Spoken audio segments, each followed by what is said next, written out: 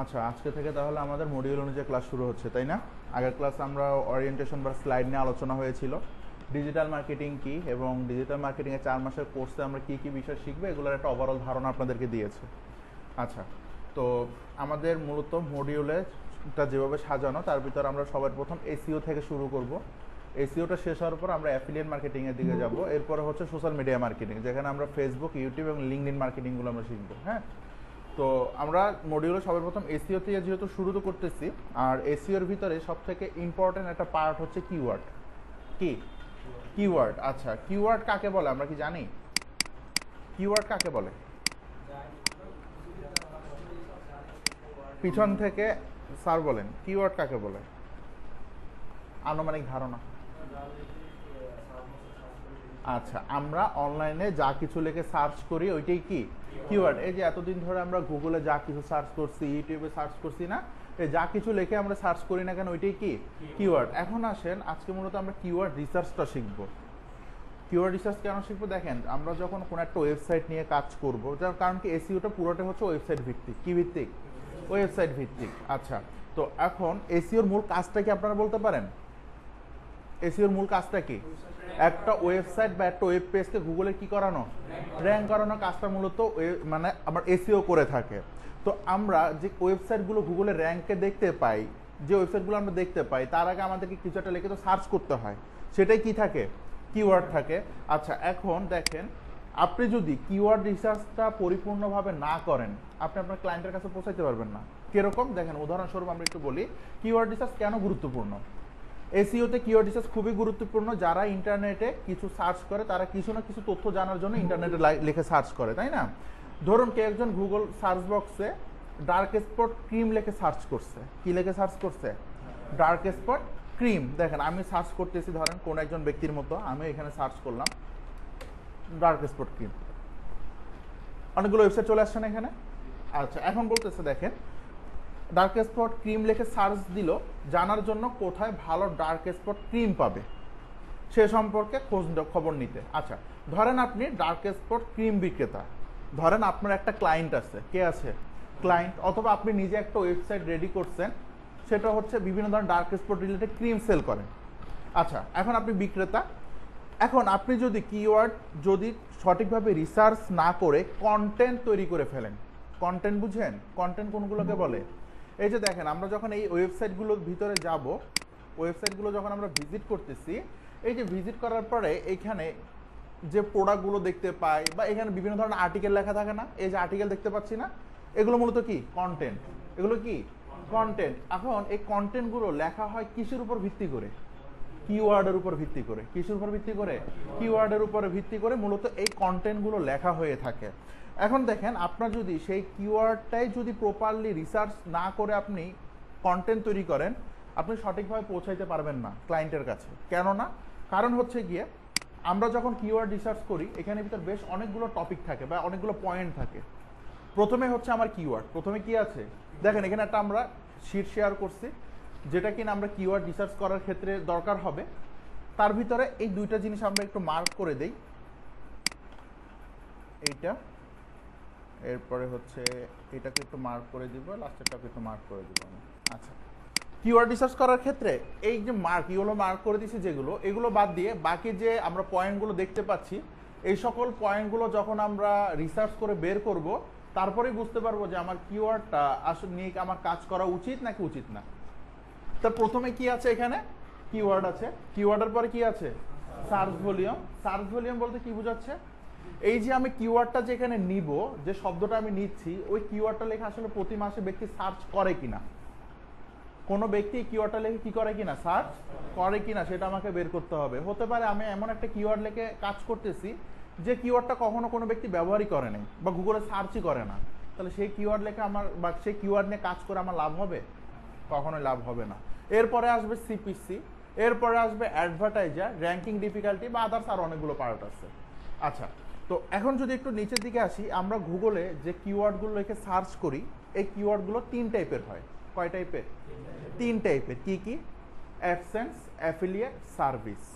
AdSense, affiliate, service. এই যে একটু যদি নিচের দিকে আসেন, এখানে দেখতে পাবেন অ্যাডসেন্স, অ্যাফিলিয়েট, সার্ভিস। 3টা টাইপ আছে না? আচ্ছা, এখন প্রথমে আসেন অ্যাডসেন্সের দিকে একটু আলোচনা করি। অ্যাডসেন্স কিওয়ার্ডগুলো হয়ে থাকে হাউ টু টাইপের। কি টাইপের? হাউ টু টাইপ অথবা ইনফরমেশন শেয়ার করা টাইপের যে কিওয়ার্ডগুলো আছে ওগুলোকে মূলত অ্যাডসেন্স বলা হয়। কি বলা হয়? AdSense keyword. যেমন এখানে লেখা আছে কি how to remove dark spot. আমি কিভাবে ডার্ক স্পট রিমুভ করতে পারি? এটা কি ইনফরমেটিভ একটা কিওয়ার্ড না? এটা হচ্ছে অ্যাডসেন্স। এরপরে আসেন কি আছে? অ্যাফিলিয়েট অথবা ই কমার্স কিওয়ার্ড। অ্যাফিলিয়েটটা কিরকম? Dark spot base dark spot cream. আচ্ছা, ক্রিমটা কি? ক্রিমটা কি একটা প্রোডাক্ট না? একটা প্রোডাক্ট। এই প্রোডাক্ট রিলেটেড যে কিওয়ার্ডগুলো আছে এগুলো হচ্ছে অ্যাফিলিয়েট অথবা ই কমার্স কিওয়ার্ডের ভিতরে পড়বে। এরপরে হচ্ছে আমার সার্ভিস। এরপরে কি আছে? সার্ভিস। এখানে দেখেন কি লেখা আছে? Dark spot laser surgery. আচ্ছা, সার্জারি করার জন্য কার কাছে যেতে হবে? ডক্টরের কাছে। তাহলে উনি আমাকে কি দেয়? সার্ভিস দেয়। বুঝতে পারছেন? আমরা গুগলে যে সকল কিছুই লিখে সার্চ করি না কেন এগুলো তিনটা ক্যাটাগরির ভিতরেই পড়ে, হয়তো অ্যাডসেন্স, নয়তো অ্যাফিলিয়েট, নয়তো কি সার্ভিস। ক্লিয়ার বিষয়টা? তিন টাইপের। এখন আসেন এই তিন টাইপের ওয়েবসাইটগুলো দেখতে কেমন সেটা একটু দেখে আসি। আমি এখান থেকে তিনটা ওয়েবসাইট ওপেন করব।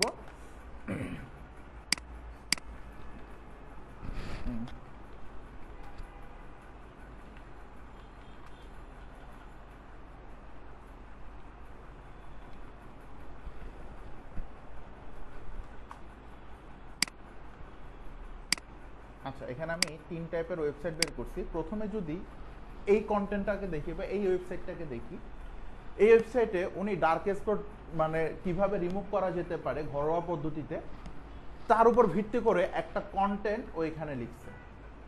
দেখতে পাচ্ছেন? একটা কন্টেন্ট কিন্তু এখানে লিখছে। তবে এই কন্টেন্টের ভিতরে আপনি দেখবেন না কোথাও কোনো প্রোডাক্ট সেল করা রিলেটেড কোনো কথা এখানে বলছে। আমি যদি একটু স্ক্রল করে নিচের দিকে আসি, দেখতে পাচ্ছেন এখানে ওইগুলো বলতেছে। যেমন লেমন জুস।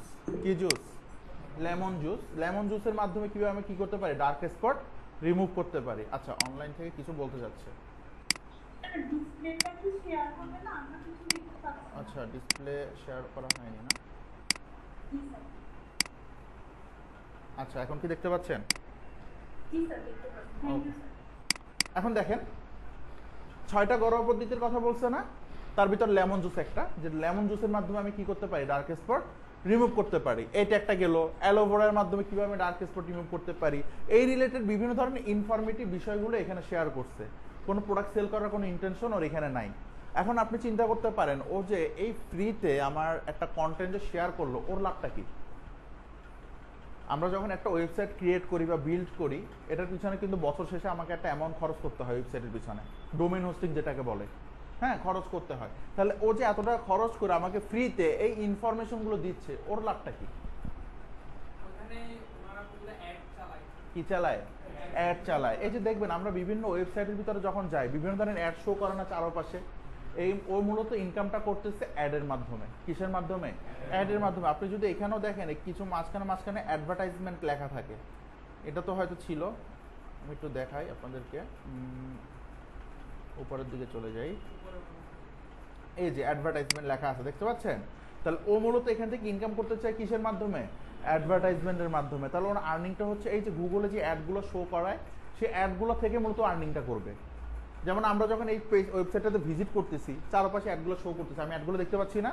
এগুলো ইমপ্রেশন হিসাবে কাউন্ট হয় এবং এই ইমপ্রেশনের মাধ্যমে এই ওয়েবসাইটের যে মালিক সে কিন্তু কি পাচ্ছে? কমিশন পাচ্ছে, একটা পার্সেন্টেজ পাচ্ছে গুগল থেকে, যেটা হচ্ছে অ্যাডসেন্সের মাধ্যমে আর্নিং করে। তারপরের সাইডটাতে যদি যাই, ওইখানে প্রোডাক্ট নিয়ে আলোচনা করছে। কি কি product? Ninja professional Blender versus oyster pro, দুই ধরনের ব্লেন্ডার নিয়ে এখানে আলোচনা করছে। তাহলে ব্লেন্ডারটা কি একটা প্রোডাক্ট না? তাহলে ওইখান থেকে আর্নিং করতে চাই কিসের মাধ্যমে? প্রোডাক্ট সেল করার মাধ্যমে, মানে অ্যাফিলিয়েট। আমরা অ্যাফিলিয়েট বুঝি মানে আমার নিজের কোনো প্রোডাক্ট নাই, অন্যের প্রোডাক্ট সেল করার মাধ্যমে যে কমিশনটা আমি নিচ্ছি ওটাই মূলত অ্যাফিলিয়েট মার্কেটিং, তাই না? এখন দেখেন এই যে ও যে নিনজা ব্লেন্ডার বা ওস্টার প্রো এই দুইটা প্রোডাক্ট নিয়ে আলোচনা করতেছে। এখন ওর ইন্টেনশন হচ্ছে কিন্তু প্রোডাক্ট সেল করা। কি করা? সেল করা। এই যে যার কারণে এখান থেকে নিচের দিকেও অ্যাড করে দিচ্ছে সি প্রাইস অ্যান্ড অ্যামাজন। তাহলে ও অ্যাফিলিয়েট মার্কেটিং করতেছে কিসের সাথে? অ্যামাজনের সাথে। কোনো ব্যক্তির হইতে পারে এই প্রোডাক্টটা ওর পছন্দ হয়েছে, কোনো ব্যক্তির, হ্যাঁ, পছন্দ হওয়ার পরে এখান থেকে প্রোডাক্টে ইন ডিটেলস দেওয়া আছে, ভালো দিক খারাপ দিক প্রস কনস প্রতিটা বিষয় এখানে অ্যাড করা আছে। এখন যদি কোনো ব্যক্তির মনে করেন এখান থেকে ভালো লাগলো ওস্টার প্রো, কোনটা ভালো লাগছে? Oyster pro. সি প্রাইসে যখন ক্লিক করবে ওকে সরাসরি কোথায় নিয়ে যাচ্ছে? অ্যামাজনে নিয়ে আসছে। এখন ওই ব্যক্তি যদি প্রোডাক্টটা পারচেস করে, কি করে, পারচেস করে, অ্যামাজন থেকে একটা কমিশন ওই ওয়েবসাইটটা পাবে। তাহলে ও আর্নিং করতেছে কিসের মাধ্যমে? অ্যাফিলিয়েট করার মাধ্যমে। বুঝতে পারছেন? আচ্ছা, এরপরে হচ্ছে আমরা একটা সার্ভিস রিলেটেড ওয়েবসাইট দেখব। যেমন হচ্ছে এরপরে আমরা যদি এটাতে যাই, এখানে কি লেখা আছে? Laser treatment for the removal of dark spot. আমি লেজার ট্রিটমেন্টের মাধ্যমে কীভাবে ডার্ক স্পট রিমুভ করতে পারি এটা নিয়ে সুন্দর একটা কন্টেন্টও এখানে লিখছে। লেখার পরে যদি একেবারে নিচের দিকে চলে আসি, আচ্ছা ডার্ক স্পট সার্জারি করার ক্ষেত্রে কার কাছে যেতে হবে? ডক্টরের কাছে। দেখতে পাবেন একজন ডক্টরকে কিন্তু এখানে সাজেস্ট করছে। দেখতে পাচ্ছেন? এগুলো হচ্ছে সার্ভিস রিলেটেড সাইট। তাছাড়া সার্ভিস রিলেটেড সাইট আরও হতে পারে, যেমন আমরা Booking.com নাম শুনছি না, যে বিভিন্ন হোটেল বুক করতে চাইলে আপনি ঘরে বসে কি হোটেলগুলো বুক করতে পারতেছেন, এগুলো সার্ভিস রিলেটেড সাইট। বুঝতে পারছেন? এরকম তারপর আরও অনেক ধরনের আছে, যেমন এজেন্সি টাইপের যে সাইটগুলো আছে, এগুলো সবগুলোই হচ্ছে আপনার সার্ভিস রিলেটেড বিষয়। ওকে, আমরা তাহলে ওয়েবসাইটগুলো দেখলাম, চিনতে পারবো কে কিসের মাধ্যমে আর্নিং করতেছে। হ্যাঁ, আচ্ছা, এরপরে আসেন আমরা যে বিষয়টা নিয়ে আলোচনা করবো। এরপরে হচ্ছে আমাদের যেহেতু মূল ফোকাসটাই হচ্ছে কিওয়ার্ড রিসার্চের উপর ভিত্তি করে, আমরা 3 টাইপের কিওয়ার্ড রিসার্চ করাই শিখবো, অ্যাডসেন্স, অ্যাফিলিয়েট, সার্ভিস, তিনোটাই। নিজস্ব কোনো ওয়েবসাইট যেমন অ্যামাজন, ওটা কোথায় বলবো? ওটাতে অ্যামাজন থেকে আলাদা করে নিজের একটা ওয়েবসাইট বানাই, তারপরে ক্লিক করছি। শুধু অ্যামাজনের ক্ষেত্রে অথবা আমার নিজের একটা ওয়েবসাইট, ওটা আমি কিওয়ার্ড সার্চের মধ্যে অন্য দেখছি। ওটা কোন keyword? AdSense, affiliate and service. একই কথা, আপনি কিওয়ার্ড কোনটা নিচ্ছেন সেটা হচ্ছে মূল বিষয়। বুঝতে পারছেন? আপনার যখন একটা নিজের ওয়েবসাইট থাকবে, ওয়েবসাইটের জন্য আপনি আলাদাভাবে কিওয়ার্ড রিসার্চ করবেন না, ওইটাই আরো ক্লিয়ার হবে, আরো ক্লিয়ার হবে। মাত্র শুরু করছি তো, দেখতে থাকেন। আচ্ছা, এখন আসেন কোনো ক্লায়েন্ট ওনার নিজের ওয়েবসাইটের জন্য, কিসের জন্য? নিজের ওয়েবসাইটের জন্য। এখন বলতেছে আমার একটা ওয়েবসাইট আছে, আমাকে how to earn money, how to earn মানি এই টপিকের উপরে 20টা কিওয়ার্ড রিসার্চ করে দাও। কয়টা? 20টা কিওয়ার্ড রিসার্চ করে দাও। আজকের ক্লাসে শুধুমাত্র আমরা অ্যাডসেন্সটা শিখবো, পরবর্তী ক্লাস যেটা আছে ওইটাতে আমরা অ্যাফিলিয়েট এবং সার্ভিস কিওয়ার্ড কীভাবে রিসার্চ করতে হয় সেটা শিখবো। আজকের ক্লাসটা হয়তো একটু কঠিন হবে, পরের ক্লাসটা অনেক ইজি লাগবে আপনাদের থেকে, কারণ আজকে ফার্স্ট ক্লাস তো। আচ্ছা আসেন, এখন আমাকে ক্লায়েন্ট কি বললো যে হাউ টু আর্ন মানি এই টপিকের উপরে আমাকে 20টা কিওয়ার্ড রিসার্চ করে দাও। কয়টা? 20টা। এখন আসেন আমাকে একটু বলেন, হাউ টু আর্ন মানির উপরে 20টা কিওয়ার্ড আপনারা বলেন তো, কয়েকটা বলেন। How to earn money online একটা, অনলাইন 2টা, তারপর আর আপনারা কি কি লিখে সার্চ করতেন ওরকম? আচ্ছা, আর কি হইতে পারে? 2টা পাইলাম, আর এখন ক্লায়েন্ট আমাকে কিন্তু 20টা বলছে, পাইছি 2টা। হ্যাঁ, হাউ টু মেক মানি এতটুকুই। আচ্ছা, 3টা ধরলাম। অনলাইন থেকে ম্যাম বলছেন কিছু, বলেন। আচ্ছা, ডিফারেন্ট ওয়ে, হ্যাঁ হইতে পারে 4টা। আরো 16টা বাকি আছে কিন্তু। হ্যাঁ দিলাম, এটাও ধরলাম, সমস্যা নেই। কয়টা হয়েছে? 5টা। আরো 15টা লাগবে। Online job. আচ্ছা, হাউ টু আর্ন মানি থেকে কিন্তু আমরা বের হয়ে যাচ্ছি। আর্ন মানি ওয়ার্ডটা থাকতে হবে কিওয়ার্ডের ভিতরে। ক্লায়েন্ট আমাকে টপিক বলে দিচ্ছে আর্ন মানি, এই টপিকটা অবশ্যই, এই ওয়ার্ডটা অবশ্যই আপনার কিওয়ার্ডের ভিতরে থাকতে হবে, না হলে ওই কিওয়ার্ড পরিপূর্ণ না। বুঝতে পারছেন? তারপরে ধরলাম 6টা, দেন তারপরে বলেন। হ্যাঁ, তারপরে 7টা, আরো 13টা বাকি। আচ্ছা, এই যে আমরা অনেক কষ্ট করে কয়টা বললাম এতজন মিলাইয়া? 7টা বলছি না? এখন যখন কিনা আমরা এই কিওয়ার্ডটা রিসার্চ করতে যাব, দেখবো যে এখান থেকে একটা কিওয়ার্ড আমার হয়নি, একটা কিওয়ার্ড আমার ক্রাইটেরিয়ার সাথে কি মিলে নাই, তাহলে আমার সবগুলো কিওয়ার্ড বাদ, আবার নতুন করে চিন্তা করতে হবে। বলেন, এখন নতুন করে আবার বলেন কয়েকটা। সম্ভব? যতটুকু ছিল অতটুকু তো বলেই ফেলছি না, আর তো নাই। এই জন্যই হচ্ছে গিয়ে আমরা কিছু কিওয়ার্ড আইডিয়া জেনারেটর টুল ব্যবহার করব, যে টুলস আমাকে এক ক্লিকের মাধ্যমে 100 কিওয়ার্ড একসাথে বের করে দিবে আমার একটা টপিকের উপরে। যেমন আমাকে কি বলছি, how to earn money online, এটা বলছি না? এই হাউ টু আর্ন মানি অনলাইনের উপর ভিত্তি করেই এই সকল টুলগুলো 100 কিওয়ার্ড আমাকে বের করে দিবে। কি কি টুলস আছে? যেমন keywordtool.io, ওয়ার্ড ট্র্যাকার, কিওয়ার্ড শিটার, সবলে, এগুলোর মাধ্যমে মূলত আমরা এই কিওয়ার্ডের আইডিয়াগুলো জেনারেট করতে পারি। এরপরে আসেন কিওয়ার্ড রিসার্চ করতে হবে। রিসার্চ মানে কি? এই যে এখন আমাকে এখান থেকে সার্চ ভলিউম, সিপিসি বা আদার্স যে বিষয়গুলো আছে এগুলো বের করা লাগবে না? এই রিসার্চ করার জন্য আরো বেশ কিছু টুলস আছে। যে টুলসগুলোর মাধ্যমে মূলত আমরা কিওয়ার্ডগুলো রিসার্চ করব।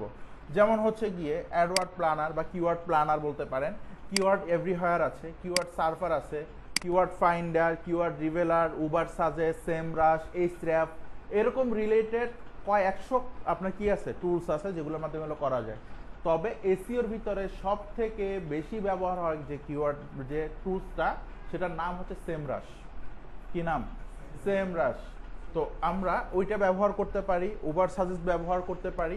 আরেকটা হচ্ছে কিওয়ার্ড রিভেলার। আরেকটা কি আছে? কিওয়ার্ড রিভেলার। এগুলোর মাধ্যমে আমরা এই সার্চ ভলিউম বা আদার্স বিষয়গুলো বের করতে পারবো। ওকে, এরপরে আসেন আমরা যখন কিওয়ার্ড নিয়ে কাজ করব, অ্যাডসেন্স হোক, অ্যাফিলিয়েট হোক বা সার্ভিস হোক, সেগুলোর সার্চ ভলিউম আসলে কেমন হওয়া উচিত। মনে করেন আমি একটা কিওয়ার্ড নিলাম, সেই কিওয়ার্ডের সার্চ ভলিউম আসলে কেমন হওয়া উচিত বলেন তো? বেশি হওয়া উচিত। কতটুকু বেশি হওয়া উচিত? 200-300? 200-300? কত হতে পারে? 1000? আচ্ছা, আমরা জানি যত বেশি হবে তত আমাদের জন্য ভালো, তাই না? আমরা চেষ্টা করব মিনিমাম যাতে 6000 হয় অ্যাডসেন্সের ক্ষেত্রে। কিসের ক্ষেত্রে? অ্যাডসেন্সের ক্ষেত্রে যাতে মিনিমাম কয় হাজার হয়? 6000 হয়। এর উপর আপনি যত পারেন নেন, সমস্যা নেই। বুঝতে পারছেন? এরপরে হচ্ছে আমরা দেখতে পারি হচ্ছে গিয়ে অ্যাফিলিয়েট। কি অ্যাফিলিয়েট? অ্যাফিলিয়েট বা ই কমার্স ওয়েবসাইটের জন্য আমাদের সার্চ ভলিউম কত নেওয়া উচিত? সেটা হচ্ছে মিনিমাম 1000। মিনিমাম কয় হাজার? 1000। সার্ভিসের ক্ষেত্রেও সেম, মিনিমাম যাতে 1000 থাকে আমার সার্চ ভলিউম। হ্যাঁ, এতটুকু যদি হয়। তো এরপরে আমরা যদি আরেকটু নিচের দিকে আসি, এরপরে হচ্ছে স্টেপ 2। আমি যদি চিন্তা করি যে আমি অ্যাডসেন্স নিয়ে কাজ করব। কি নিয়ে? অ্যাডসেন্স, মানে গুগল অ্যাডসের মাধ্যমে আমি আর্নিং করতে চাই, সেক্ষেত্রে আপনাকে স্টেপ 2টা ফলো করতে হবে। সেটা কি? ফার্স্টে দেখতে হবে আপনি যে কিওয়ার্ডটা নিয়ে কাজ করতেছেন সেই কিওয়ার্ডের সিপিসি যাতে $2 উপরে হয়। কয় ডলার? $2 উপর যাতে হয় সেই দিকটা আপনাকে খেয়াল করতে হবে। কারণ কি, আপনি যখন অ্যাডসেন্স নিয়ে কাজ করতেছেন, আপনার সিপিসি রেট যত বেশি হবে আপনার কমিশন তত বেশি। বুঝতে পারছেন? কমিশন তত কি হবে? বেশি হবে। সেক্ষেত্রে আমরা যত বেশি নিতে পারি, আমরা বলছি মিনিমাম কয় ডলার? $2। আচ্ছা, এরপরে হচ্ছে অ্যাডভার্টাইজার। সব থেকে ইম্পর্টেন্ট আর একটা পার্ট, অ্যাডভার্টাইজার। যদি অ্যাডসেন্স নিয়ে কাজ করি, অ্যাডভার্টাইজার কাদেরকে বলে? যারা অ্যাড দেয় গুগলে, না? যারা গুগলে অ্যাড দেয় তাদেরকে কি বলা হয়? অ্যাডভার্টাইজার বলা হয়। তাহলে আমাকে দেখতে হবে আমার কিওয়ার্ডের উপরে অ্যাডভার্টাইজার যাতে হাই অথবা কি থাকে? মিডিয়াম থাকে। চেষ্টা করব যাতে অল টাইম কি থাকে? হাই থাকে। হাই না হলে মিডিয়াম, তবে লো নেওয়া যাবে না। লো নেওয়া যাবে না। লো মানে হচ্ছে এই কিওয়ার্ডের উপর অ্যাডই চলে না। বুঝতে পারছেন? আর হাই মিডিয়াম যেগুলো, এটা দ্বারা বুঝতে পারবো আমার কিওয়ার্ডের উপর প্রচুর পরিমাণে কি চলে? অ্যাড চলে। আর যদি কিওয়ার্ডের উপর অ্যাড নাই চলে, আমার কিন্তু আর্নিং হবে না। বুঝতে পারছেন? ওকে, এরপরে আরেকটা বিষয় দেখতে হবে, সেটা যাতে সবসময় আপ ট্রেন্ডে থাকে। আমার কিওয়ার্ডে সবসময় কি ট্রেন্ডে থাকে? আপ ট্রেন্ডে। সবাই সবসময় সার্চ করে এই বিষয়গুলো, যেটা কিনা আমরা গুগল ট্রেন্ডের মাধ্যমে বের করতে পারি, গুগল ট্রেন্ডসের মাধ্যমে। নাম শুনছি? Cost per click. ঠিক আছে, কস্ট পার ক্লিক। সিপিসির ফুল মিনিং হচ্ছে কস্ট পার ক্লিক। আচ্ছা, এখন আসেন, আমরা ক্লায়েন্ট আমাকে একটা কিওয়ার্ড দিয়ে দিচ্ছে না? কি নাম সেই কিওয়ার্ডের? How to earn money online, তাই না? আচ্ছা, এখন আমরা এই যে টুলসগুলোর মাধ্যমে আইডিয়াটা জেনারেট করতে পারি। আমি প্রথমে টুলসে চলে আসলাম, keywordcheater.com। আপনারা এটাই ব্যবহার করবেন, খুব ভালো একটা টুলস, যেটা কিনা আপনাকে আরও অনেক ধরনের কিওয়ার্ডগুলো আইডিয়া জেনারেট করে দিবে। তো এখানে আসার পরে আমি এখানে লিখে সার্চ করতে সেই how to earn money online লেখার পরে দেখেন এখান থেকে যখন আমি স্টার্ট শিটিং বাটনে ক্লিক করতেছি, দেখতে পাচ্ছেন আমাকে কিওয়ার্ড বের করে দিবে। যতক্ষণ পর্যন্ত না ওকে আমি স্টপ করতেছি ততক্ষণ পর্যন্ত আমাকে কিওয়ার্ডগুলো বের করে দিতেই থাকবে। এতক্ষণ আমাকে কতগুলো কিওয়ার্ড বের করে দিয়েছে দেখেন, অলরেডি 300 পার হয়ে গেছে। এই যে 314টার উপরে কিওয়ার্ড বের করে দিচ্ছে। আমি ওকে যতক্ষণ পর্যন্ত স্টপ না করবো বের করে দিতে থাকবে এভাবে করে। তবে ওকে আর কষ্ট না দিই, আমরা যেহেতু 7টা বের করতে এত কষ্ট হয়ে গেছে, আর ওকে এতগুলো, হ্যাঁ আমাদের এতগুলো লাগবেও না। ক্লায়েন্ট বলছে কয়টা? 20টা, আর আমাকে বের করে দিচ্ছে 386টা। এখন আসেন, এখান থেকে Ctrl+A দিয়ে এবং Ctrl+C দিয়ে পুরোটা কপি করে নিলাম। এখান থেকে কপি করার পরে আমরা এখান থেকে নোটপ্যাডটা ওপেন করব। নোটপ্যাড ওপেন করার পরে এখানে আমি পুরোটা পেস্ট করে দিচ্ছি। দেখেন তো সিরিয়াল অনুযায়ী সবগুলো চলে আসছে না? আচ্ছা, আসার পরে এখান থেকে আমরা কিওয়ার্ডগুলো নিব। কিওয়ার্ড বাছাই করার ক্ষেত্রে বিশেষ করে অ্যাডসেন্সের সময় আমরা কোনো কান্ট্রি বেস কিওয়ার্ড নিব না। কান্ট্রি বেস বলতে কি বোঝায়? যেমন দেখেন এখানে how to earn money online in Bangladesh, আর বাংলাদেশটা কি একটা কান্ট্রি না? হ্যাঁ, এরকম কান্ট্রি বেস কোনো কিওয়ার্ড নেওয়া যাবে না। এটা বাংলাদেশ হোক, ইউএসএ হোক, কানাডা হোক, অস্ট্রেলিয়া হোক, যেটাই হোক না কেন, বুঝতে পারছেন? এই কিওয়ার্ড নেওয়া যাবে না। কারণ কি, আমরা কিওয়ার্ডগুলো নিব ওয়ার্ল্ড ওয়াইড। কান্ট্রি বেস নিলে হবে কি, আমার কিওয়ার্ডটা নির্দিষ্ট একটা কান্ট্রি বেস কি হবে, র্যাঙ্ক করবে। তবে আমার পলিসিটা কি, অ্যাডসেন্সের পলিসি হচ্ছে আমার ওয়েবসাইটে যত বেশি ভিজিটর আসবে তত আমার আর্নিং বেশি, বুঝতে পারছেন? এখন দেখেন, আমি যদি দারাজ বা একটা ই কমার্স সাইট নিয়ে কাজ করি, আমার সাইটটা, আমার কাস্টমার সব হচ্ছে শুধু বাংলাদেশ ভিত্তিক। কি ভিত্তিক? বাংলাদেশ ভিত্তিক। তাহলে সেটাকে এখন ইন্ডিয়ায় বা পাকিস্তানে র্যাঙ্ক করায় লাভ হবে? লাভ হবে না। ই কমার্সের ক্ষেত্রে অথবা অ্যাফিলিয়েট মার্কেটিংয়ের ক্ষেত্রে আমরা কান্ট্রি বেস নিয়ে কাজ করব। কোনো একটা কান্ট্রিকে উদ্দেশ্য করে কি করব, বিজনেসটা করব। হ্যাঁ, আর যখন অ্যাডসেন্স নিয়ে কাজ করতেছি সেটা আমার ওয়ার্ল্ড ওয়াইড হবে। কি হবে? World wide. কারণ কি, বিশ্বের যে কোনো প্রান্ত থেকে আমার সাইটে ভিজিট করুক না কেন, আমার কি হবে, আর্নিং হবে। কারণ কি, অ্যাডগুলো সে দেখতে পাচ্ছে, বুঝতে পারছেন? তাহলে এখানে যেগুলো কান্ট্রি বেস দিছে, এই কান্ট্রি বেস কিওয়ার্ডগুলো আমরা নিব না, এগুলো আমরা কেটে দিব। তো এখানে আরো বেশ কিছু কিওয়ার্ড দিছে, তার ভিতরে একটা কিওয়ার্ড হয়তো আমি নিলাম how to earn money online for student, আমি এটা কপি করে নিলাম। এখন এখান থেকে আপনার যেগুলো যেগুলো পছন্দ হবে সেই সব কিওয়ার্ডগুলো সুন্দর মতো কপি করে নেবেন, এবং এই যে এক্সেল শিট আছে এটা আপনাদের সাথে আমি শেয়ার করে দিব। এই এক্সেল শিটে এগুলো আপনারা পেস্ট করে দিবেন সিরিয়াল বাই, বুঝতে পারছেন? এই যে আমি কিওয়ার্ডটা নিলাম না, কিওয়ার্ড নেওয়ার পর আমাকে কি বলতেছে, সার্চ ভলিউম। আচ্ছা, এই যে আমি কিওয়ার্ডটা নিলাম, এখন আমাকে দেখতে হবে যে এই কিওয়ার্ডের উপরে সার্চ ভলিউম কত আছে। আমরা কি জানি এই কিওয়ার্ডের উপর সার্চ ভলিউম কত আছে? জানি না। হতে পারে এটা জিরো আছে, কেউ সার্চই করে না, হতে পারে না? তাহলে এখন মূলত আমাকে এই জিনিসটাই বের করে দেখতে হবে এই কিওয়ার্ডের উপর সার্চ ভলিউম কেমন আছে। এটা বের করার জন্য এখন আমরা একটা টুলস ব্যবহার করব, যেটার নাম হচ্ছে কিওয়ার্ড রিভেলার। কি নাম? কিওয়ার্ড রিভেলার। আচ্ছা, আসেন আমরা সেটাকে একটু সার্চ করি। আপনি যখন গুগলে এসে লিখে সার্চ করবেন keywordrevealer.com, এই যে দেখেন keywordrevealer.com, এটা লিখে সার্চ করবেন, ঠিক এরকম একটা এরর আসবে, 403 এরর, দেখতে পাচ্ছেন? আচ্ছা, এরর দেওয়ার কারণ হচ্ছে এই কিওয়ার্ড রিভেলার বাংলাদেশ থেকে ব্লক করা। বাংলাদেশ থেকে কি করা? ব্লক করা। আচ্ছা, তাহলে যেহেতু বাংলাদেশ থেকে ব্লক করছে, উপায় কি? সবাই জানে কি? ভিপিএন। সেম ভাবে আমরা এখন এখানে একটা ভিপিএন ব্যবহার করব, যে ভিপিএন এর মাধ্যমে আমরা চলে যাব বাংলাদেশ থেকে আমেরিকায়। বাংলাদেশ থেকে কোথায় চলে যাব? আমেরিকায় যাব। তো আমেরিকা যাওয়ার জন্য সেই ভিপিএনটা লাগবে, যেটার নাম হচ্ছে উরবান ভিপিএন। কি নাম? Urban VPN. আমার এখানে অলরেডি অ্যাড করা আছে উরবান ভিপিএনটা। তারপর আপনারা কিভাবে অ্যাড করবেন সেটা একটু দেখাই দেই। আপনি গুগলে সরাসরি লিখে সার্চ করবেন urban VPN extension. Urban VPN extension, এটা লিখে যখন আপনি সার্চ করবেন, সার্চ করতেছি, সার্চ করার পরে এই যে সবার প্রথমে চলে আসছে না উরবান ভিপিএন প্রক্সি, এবং পাশে লেখা থাকবে ক্রোম ওয়েব স্টোর, এটা লেখা থাকবে। দেখেন উরবান ভিপিএন এর নিজস্ব একটা ওয়েবসাইটও কিন্তু আছে, এই যে নিচে। আমরা এখানে যাব না, ঠিক আছে? আমরা উপরেরটাতেই থাকবো, উরবান ভিপিএন প্রক্সি এবং ক্রোম ওয়েব স্টোর যেটা আছে, আমরা এই সাইটটাই ভিজিট করব। ভিজিট করার পরে এখানে আমার লেখা আছে রিমুভ ফ্রম ক্রোম। আপনাদের ক্ষেত্রে এটা লেখা থাকবে না, আপনাদের ক্ষেত্রে থাকবে হচ্ছে এরকম অ্যাড টু ক্রোম। কি লেখা থাকবে? Add to Chrome. আমি এখান থেকে অ্যাড টু ক্রোম বাটনে ক্লিক করতেছি এবং এখান থেকে অ্যাড এক্সটেনশন বাটনে ক্লিক করতেছি। তাহলে দেখবেন আমার ভিপিএনটা এখানে অ্যাড হয়ে গেছে। এই যে চলে আসছে না ভিপিএন? আচ্ছা, আসার পর আমি যদি কেটে দেই এটা আবার চলে যাবে, চলে গেছে। আমরা এটাকে পিন করে নিব এখান থেকে। পিন করার জন্য এখান থেকে ভিপিএনটা খুঁজে বের করেন, এই যে উরবান ভিপিএন প্রক্সি, এটাকে আমরা এখান থেকে পিন করে দিচ্ছি, এই যে চলে আসছে। এখন এই ভিপিএনটা আমরা অন করব। ক্লিক করার পরে এখান থেকে এগ্রি অ্যান্ড কন্টিনিউ এবং এগ্রি অ্যান্ড কন্টিনিউ বাটনে ক্লিক করেন। ক্লিক করার পরে এখান থেকে প্লে বাটন যেটা আছে, প্লে বাটনে ক্লিক করেন। আপনি কোথায় চলে যাবেন? আমেরিকায় চলে যাবেন। আচ্ছা, আমেরিকায় যাওয়ার পরে এখন এই দেশ থেকে আমরা এটাকে রিলোড দিব আমেরিকায় বসে। দেখেন যখনই কিনা আমি আমেরিকায় বসে রিলোড দিছি, আমার কিওয়ার্ড রিভেলার চলে আসছে না? আচ্ছা, এই যে কিওয়ার্ড রিভেলার চলে আসছে। আসার পরে আমাকে প্রথমে এখানে একটা অ্যাকাউন্ট করতে হবে। কি করতে হবে? অ্যাকাউন্ট। অ্যাকাউন্ট করার জন্য আমরা চলে যাব রেজিস্টার অপশন। কোথায়? রেজিস্টার। আমি এখান থেকে রেজিস্টার অপশনে চলে যাচ্ছি। ভিপিএন কিন্তু অন থাকবে যতক্ষণ পর্যন্ত আপনি কিওয়ার্ড রিভেলার ব্যবহার করবেন, ততক্ষণ আপনাকে এই ভিপিএনটা অন রাখতেই হবে, ঠিক আছে? আচ্ছা, অন রাখার পরে আমরা এখান থেকে রেজিস্টার অপশনে আসছি। রেজিস্টার অপশনে আসার পরে এখানে একটা ফার্স্ট নেম লাস্ট নেম দিতে হবে। বুঝতে পারছেন? আপনার ফার্স্ট নেম লাস্ট নেম যেটা আছে এটা দিয়ে দিবেন এনআইডি অনুযায়ী। কি অনুযায়ী? এনআইডি অনুযায়ী, মানে এইটা। বুঝছেন কিছু? বুঝেন নাই? মানে নিজের ইচ্ছা মতো দিবেন, এটা যে কিছুই হইতে পারে, এনআইডি লাগবে না। দিয়ে দিলাম। দেওয়ার পরে এখানে কি আছে?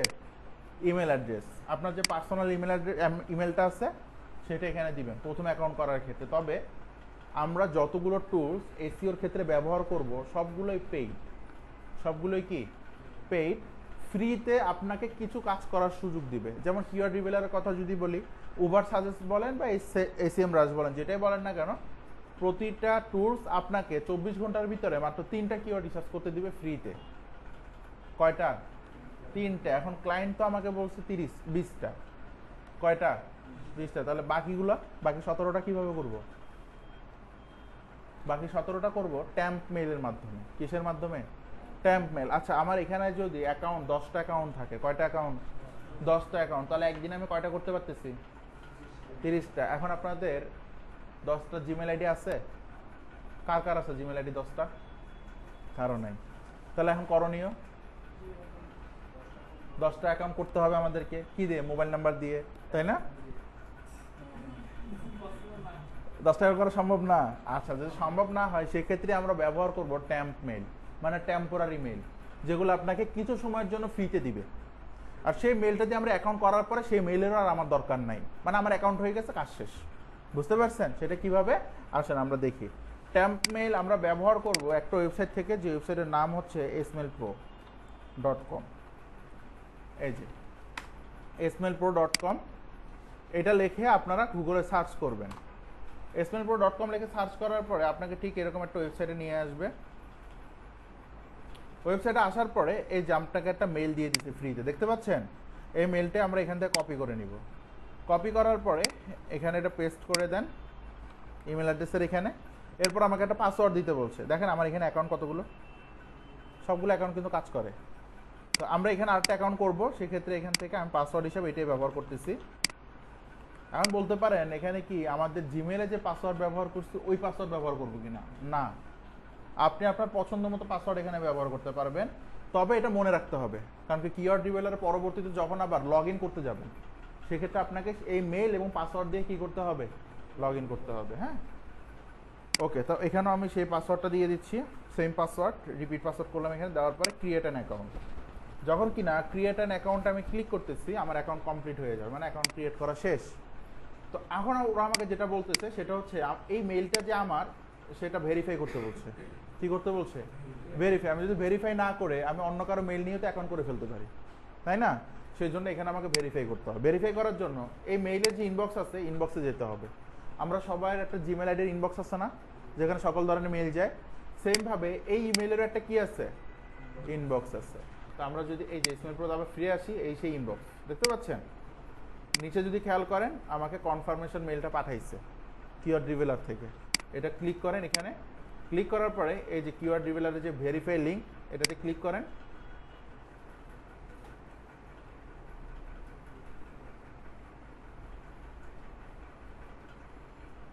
দেখেন তো কি লেখা আসছে? সাকসেস। আমার অ্যাকাউন্ট কি হয়ে গেছে? ভেরিফাইড হয়ে গেছে। বুঝতে পারছেন? অ্যাকাউন্টটা এভাবে করে ভেরিফাই করে নিব। অ্যাকাউন্ট করছি কয়টা? একটা। কয়টা? আরো 9টা বাকি আছে না? সেম প্রসেসে আরো 9টা আমরা অ্যাকাউন্ট করে নিব। কিভাবে? আবার স্মেল প্রোতে আসা নতুন মেইল লাগবে না। এই মেইল দিয়ে তো আর অ্যাকাউন্ট হবে না, কারণ কি অলরেডি একটা অ্যাকাউন্ট হয়ে গেছে। সেক্ষেত্রে আমরা এখান থেকে প্লাস আইকনে ক্লিক করব। কোথায়? প্লাস আইকনে ক্লিক করার পরে যে ক্রিয়েটে ক্লিক করলে আপনার ইমেলটাও চেঞ্জ হয়ে যাবে, নতুন মেইল দিবে। দেখেন আসছে নতুন মেইল। এরকম করে একটা মেইল নিয়ে নিতে পারবেন। পারা যাবে না? আচ্ছা, এখন আসেন আমরা এখানে যাই। আবার আমরা যে ইমেল ব্যবহার করেছিলাম ইমেলটা দিছি, যে পাসওয়ার্ড ব্যবহার করেছিলাম পাসওয়ার্ডটাও এখানে দেওয়া শেষ। এরপর এখান থেকে সরাসরি আমরা লগ ইন অপশনে ক্লিক করে আমরা লগ ইন করে নিব। দেখেন অ্যাকাউন্ট হয়ে গেছে না? 3টা রিসার্চ করার পরে এখানে আর কোনো প্রকার আপনি কিওয়ার্ড রিসার্চ করতে পারবেন না 24 ঘন্টার ভিতরে। পরবর্তী 24 ঘন্টা আবার আপনি করতে পারবেন। বুঝতে পারছেন? তাহলে আমি যখন একটা শেষ, মেয়াদ শেষ, একদিনের ভিতরে 3টা করে ফেলছি মনে করেন এই অ্যাকাউন্টে, আপনি এটাকে কি করে দিবেন? এখান থেকে লগ আউট করে দিবেন, দিয়ে নতুন করে আরেকটা অ্যাকাউন্ট ক্রিয়েট করে নেবেন। বুঝতে পারছেন? ওকে। তাহলে এখন আসেন আমরা কিওয়ার্ডটা রিসার্চ করে ফেলি। সেক্ষেত্রে কিওয়ার্ডটা এখান থেকে কপি করে নিলাম। কপি করার পরে এই যে টাইপে কিওয়ার্ড, এখানে আমি এটা পেস্ট করে দিচ্ছি। এরপর এখানে কি দেয়া আছে লোকেশন অল, কি হবে অলই হবে তাই না, অলই হবে। এরপরে ল্যাঙ্গুয়েজ যেমন আছে এরকমই থাকবে। আমরা সার্চ বাটনে ক্লিক করব। যখন কিনা সার্চ বারে আমি ক্লিক করতেছি ও আমাকে রেজাল্ট বের করে দিচ্ছে। দেখেন প্রতি মাসে সার্চ ভলিউম কত আছে 40,500। কিছুক্ষণ আগেও আমরা যখন এইটা দেখতেছিলাম আইডিয়া করতে পারছি যে এত মানুষ প্রতি মাসে সার্চ করে এই কিওয়ার্ডটা দিয়ে। প্রতি মাসে এই 40,500 জন ব্যক্তি এই কিওয়ার্ডটা লিখে সার্চ করে। কোথায়? গুগলে। বুঝতে পারছেন? ওকে, তাহলে এখানে যে সার্চ ভলিউমটা আছে সার্চ ভলিউমটা আমরা কপি করে নিব। কপি করার পরে এখানে এটা পেস্ট করে দিচ্ছি। পারবো না এতটুকু? আচ্ছা, এরপরে কি আছে? সিপিসি। সিপিসির ফুল মিনিং কি ম্যাডাম বলেন? কিছুক্ষণ আগে আমি বলছি।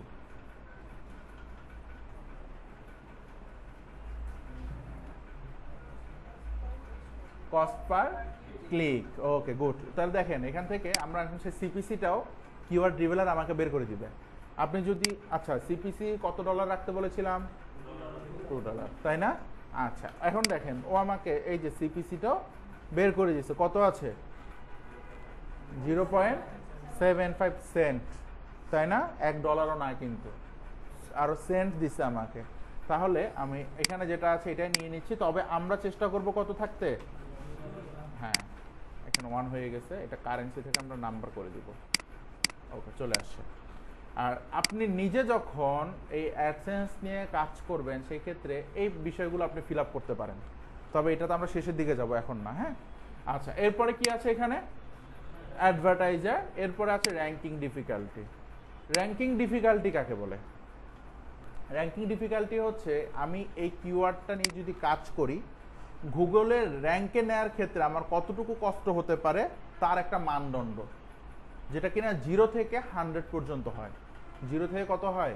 100। যত বেশি হবে তত গুগলে র্যাঙ্ক করা কষ্ট হয়ে যাবে আমার জন্য। হ্যাঁ, তো এখন দেখেন এই যে র্যাঙ্ক ডিফিকাল্টিটাও ও আমাকে বের করে দিচ্ছে। এই যে এখানে কিওয়ার্ড ডিফিকাল্টি লেখা আছে। 100-এর ভিতর কত আছে এখানে? 43। আচ্ছা, এখন আসেন এই যে র্যাঙ্ক ডিফিকাল্টি, এটা কতর ভিতরে থাকলে আমরা মনে করব যে এই কিওয়ার্ডটা নিয়ে কাজ করা যেতে পারে, তাই না? মনে করেন এখন আমরা তো দেখতে পাচ্ছি এখানে 43 আছে। এখন এটা কি আমার জন্য ভালো নাকি খারাপ? কেমনে বুঝলেন? আচ্ছা, কিওয়ার্ড রিভেলার তথ্য অনুযায়ী আপনি যদি দেখেন র্যাঙ্কিং ডিফিকাল্টি 40-র ভিতরে আছে। কতর ভিতরে? 40-র ভিতরে আছে। সেক্ষেত্রে এইটা নিয়ে আপনি কাজ করতে পারেন। সর্বনিম্ন কত? সর্বোচ্চ, সর্বনিম্ন না, সর্বোচ্চ 40 এর নিচে থাকতে হবে। তাহলে সেক্ষেত্রে আপনার র্যাঙ্ক করাটা গুগলে ইজি হবে। বুঝতে পারছেন? আচ্ছা, আর সিপিসি মানে কস্ট পার ক্লিক, এটা কি আপনারা পুরোপুরি বুঝছেন? কি বুঝছেন বলেন তো? কস্ট পার ক্লিক মানে কি বুঝাইছে? হ্যাঁ, প্রতি ক্লিকে কত টাকা করে কেটে নিবে। এই যে গুগলে আমরা অ্যাড দেখতে পাই না, ভুলবশত আমাদের অনেক অ্যাডে ক্লিক করে না, এই প্রতি ভুলে ক্লিকের কারণে যে কিনে একটা রান করছে তার থেকে কিন্তু নির্দিষ্ট পরিমাণে একটা অ্যামাউন্ট কেটে নিয়ে যায়। বুঝতে পারছেন? ফেসবুকে এরকম হয় না যে বিভিন্ন অ্যাড আসে, অ্যাডের উপর আমাদের ভুলবশত ক্লিক করে যায়, তো ওই ক্লিকগুলোর জন্য কিন্তু একটা নির্দিষ্ট পরিমাণ কস্ট কেটে নেয়, যেটাকে বলা হচ্ছে সিপিসি, কস্ট পার ক্লিক। মানে যখন এই কিওয়ার্ডের উপর ভিত্তি করে কোনো অ্যাড চলবে এবং কোনো ব্যক্তি যখন ওই অ্যাডের উপর ক্লিক করবে, প্রতি ক্লিকের জন্য এত সেন্ড করে গুগল কেটে নিব থেকে। বুঝতে পারছেন? এটাই হচ্ছে সেই সিপিসি। আচ্ছা, এরপরে র্যাঙ্কিং ডিফিকাল্টি। র্যাঙ্কিং ডিফিকাল্টিটা কি আমরা ক্লিয়ার হয়েছি? হ্যাঁ, আচ্ছা, এটা আমরা বের করলাম। তারপরে আসেন আমরা বের করব হচ্ছে অ্যাডভার্টাইজারটা। হ্যাঁ হ্যাঁ, 0 হতে, আমি বললাম না 0 থেকে 100, তাহলে 0 হতে পারে। হ্যাঁ, 0 হলে কি?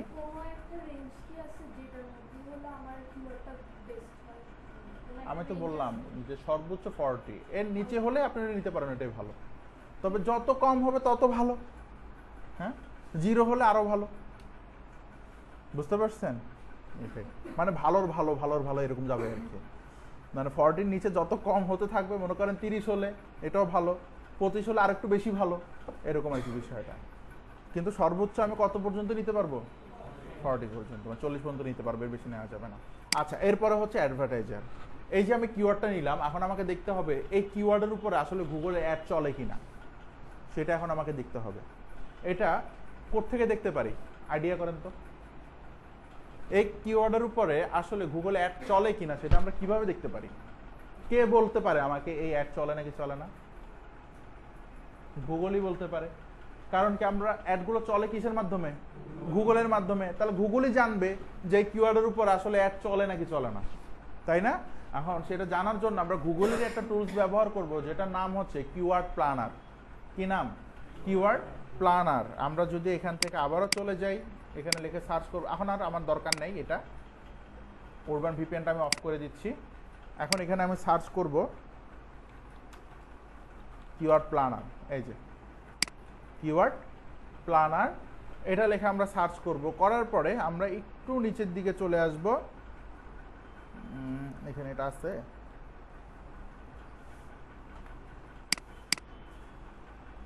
গুগল কিওয়ার্ড প্ল্যানার লিখে সার্চ করি। আচ্ছা, এখানে এটা আসতেছে, দেখেন কিওয়ার্ড প্ল্যানার লিখে যখন আপনি সার্চ করবেন এই অপশনটা আসতে পারে, অথবা চলে আসতে পারে ফাইন্ড কিওয়ার্ড প্ল্যানার, এই টাইপের লেখাটাও থাকতে পারে।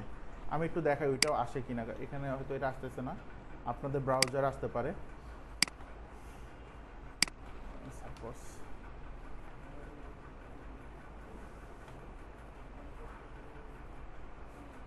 আচ্ছা, ওইটা এখন আর আসতেছে না, তাহলে এইটাই থাকবে। তো আমরা এই যে এখান থেকে get campaign keyword suggestion with keyword planner নামে যে অপশনটা আছে, এটাতে আমরা ক্লিক করব। এখানে ক্লিক করার পর এখানে কি লেখা আছে? Go to keyword planner. এখানে অবশ্য কোনো ট্যাম্প মেল চলবে না, এখানে রিয়েল মেলই ব্যবহার করতে হবে, যেহেতু এটা গুগলের প্রোডাক্ট, ওর সাথে তো আর ফাঁকিবাজি করতে পারবো না, তাই না? তাহলে এখান থেকে গো টু কিওয়ার্ড প্ল্যানার অপশনে ক্লিক করি। ক্লিক করার পরে এখান থেকে আমরা একটা অ্যাকাউন্ট করব। সেক্ষেত্রে নিউ গুগল অ্যাডস অ্যাকাউন্টে যদি আমি ক্লিক করি, আসার পরে এখান থেকে দুইটা যে অপশন আছে, এখানে দেখেন বেশ অনেকগুলো অপশন খুঁজতেছে বা অনেকগুলো সেক্টর আছে, কোথাও আমরা হাত দিব না, যেরকম আছে এরকম। আমরা নিচের দিকে এসে দুইটা তো আমরা নোতে ক্লিক করব। কোথায় ক্লিক করব? নো। ক্লিক করার পরে এখান থেকে সাবমিট, এবং এরপরে এক্সপ্লোর কিওয়ার্ড প্ল্যানার নামে যে অপশনটা আছে এটাতে ক্লিক করে আমাদের অ্যাকাউন্টটা কমপ্লিট হয়ে গেছে। এই যে আমার অ্যাকাউন্ট ক্রিয়েট করা শেষ কিওয়ার্ড প্ল্যানারে। হ্যাঁ, ক্রিয়েট করার পরে হ্যাঁ এখান থেকে দেখানো যাবে না, আমার তো অ্যাকাউন্ট হয়ে গেছে। তবে আপনাদের অ্যাকাউন্ট করে দিব, টেনশন করিয়েন না, অ্যাকাউন্ট করা দেখাই দিব। এরপরে হচ্ছে ডিসকভার নিউ কিওয়ার্ডস। আমরা এখানে যাব, যাওয়ার পরে এখানে আমাকে সেই কিওয়ার্ডটা দিয়ে দিতে হবে। তাহলে আমি একটু কিওয়ার্ডটা দিয়ে দেই। এই যে এটাই আমার কিওয়ার্ড ছিল না, দিয়ে দেওয়ার পরে এখানে কি দেওয়া আছে? লোকেশন বাংলাদেশ। বাংলাদেশ হবে? ওয়ার্ল্ড ওয়াইড হবে। তাহলে এখান থেকে আমরা বাংলাদেশটাকে কেটে দিব এবং সেভ। এই যে এখন কি হয়ে গেছে? All location. এখন যদি এখান থেকে গেট রেজাল্টটা আমি ক্লিক করি, এই যে এখানে দেখাচ্ছে কম্পিটিশন, এই যে সেই আমার কিওয়ার্ডটা, how to earn money online for students. এই যে কম্পিটিশন কি দেখাচ্ছে? লো। কি হওয়া উচিত ছিল? মিডিয়াম অথবা হাই। দেখতে পাচ্ছেন? এখন বলেন আপনারা এই কিওয়ার্ড নিয়ে কি কাজ করা যাবে? যাবে না। বুঝতে পারছেন? এই যে এতটুকুর ভিতরে আমরা এসে বুঝে গেছি যে কিওয়ার্ড নিয়ে কাজ করা যাবে, যাবে না। এটাকেই বলে মূলত কিওয়ার্ড রিসার্চ। এই যে কিওয়ার্ডটা আমার বাদ হয়ে গেল না, এখন আমার কি করতে হবে? আবার নতুন করে একটা কিওয়ার্ড নিতে হবে, যেটার কিনা আবার দেখতে হবে ক্রাইটেরিয়াগুলো আমার মিলতেছে কিনা। বুঝতে পারছেন? ওকে, তাহলে আমি এখানে এটাই বসাই দিচ্ছি। আচ্ছা, এরপরে কি আছে? Actual competitor. এরপর কি আছে? Actual competitor. আচ্ছা, এটা দ্বারা বুঝায় এই কিওয়ার্ডটা নিয়ে যে আমি কাজ করতেছি, আমি একাই কি কাজ করবো? আর কেউ কি কাজ করবে না এই কিওয়ার্ড নিয়ে? আরও কম্পিটিটর নাই এটার উপরে? এখন আমাকে দেখতে হবে আসলে এই কিওয়ার্ডটা নিয়ে আমি ছাড়াও আর কতজন ব্যক্তি কাজ করে, সেটা খুঁজে বের করতে হবে। আমরা কালকে যেহেতু স্লাইড নিয়ে আলোচনা করেছিল আগের ক্লাসে, ওইখানে বেনিফিটস নামে একটা অপশন ছিল না? হ্যাঁ, আপনি ডিজিটাল মার্কেটিং করে বেনিফিটগুলো কি কি হবে, তার ভিতরে একটা সেকশন ছিল যে আপনি আপনার কম্পিটিটর সম্বন্ধে জানতে পারবেন, তাই না? ওকে, এটাই হচ্ছে সেই বিষয়টা। আমরা যদি এখান থেকে সেই কিওয়ার্ডটা নিয়ে নেই, নেয়ার পরে আমি যদি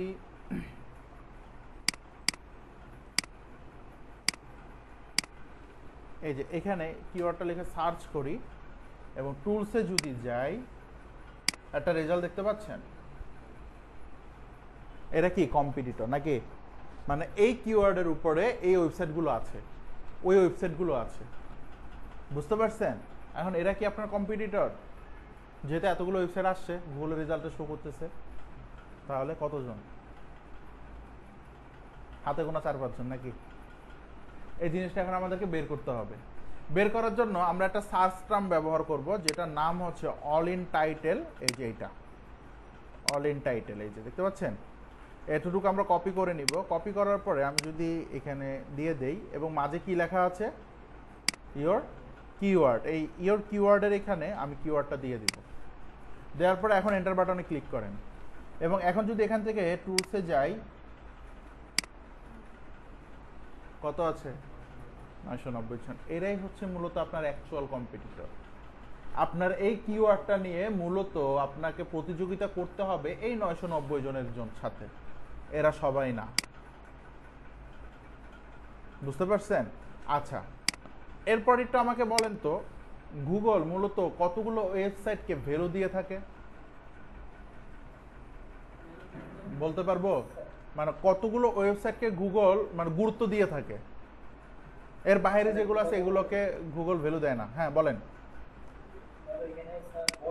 আচ্ছা, আমরা কোনটা বের করতেছিলাম তাহলে? অ্যাকচুয়াল কম্পিটিটর, তাই না?